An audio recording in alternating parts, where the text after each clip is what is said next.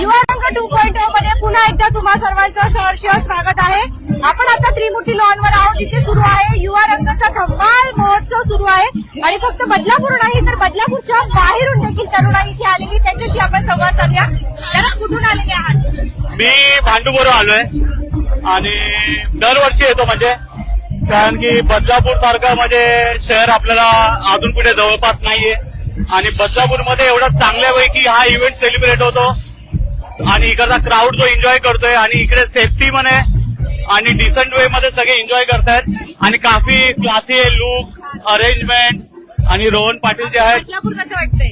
तुमचं बदलापूर ना आमचं बदलापूर तर बदलापूर सगळ्यांचं आहे, कारण की बदलापूर पासून ब्युटी चालू होते.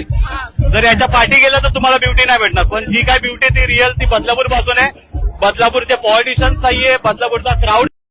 रोहन पाटील सर जे आहेत ते न्यू युथ साठी एक म्हणजे होतं ना, त्यांना बघून भरपूर लोक शिकू शकतात भरपूर गोष्टी.